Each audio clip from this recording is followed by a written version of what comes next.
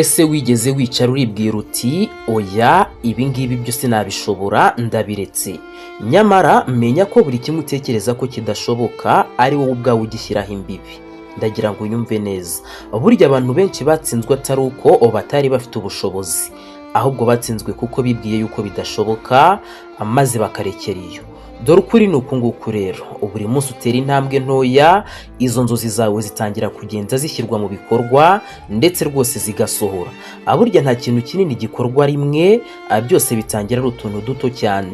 Tekereza ku muntu wubaka inzu, ndakeka mwese aba bantu mubazi. Atangirira ku itaka rimwe rigakurikirwa n'irindi, cyangwa se n'ugiye gusakara amabati ahera ku ibati rimwe, irindi rigakurikirwa n'irindi. Nuko n'inzozi zawe zubakwa, buri kimwe kigenda gikurikirwa n'ikindi.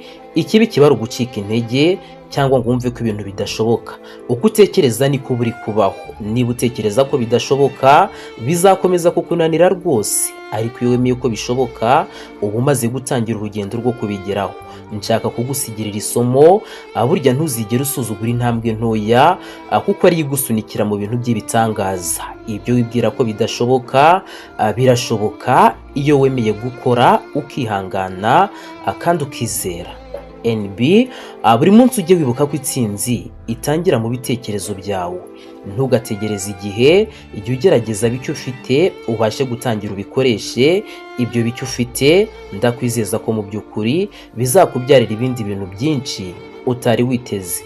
Birashoboka ko ari ubwa mbere wari ukurikiye Press TV, ariko muri aka kanya niba ari ubwa mbere wari unyumvise muri NB Motivation, kanda like, ukande subscribe, ubundi ufungure n'inzogera kugira ngo mu by'ukuri tujye tubana muri aka gace k'amasomo adasanzwe. Dore ko intego yacu n'ubundi ni uko every story and talk must very soon.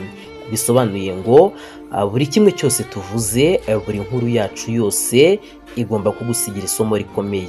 Ngayo nguko rero twongere duhurire mu yindi NB Motivation, cyangwa se no mu bindi biganiro byacu bitandukanye Press TV tugutegurira ndetse tukakugezaho umunsi ku munsi.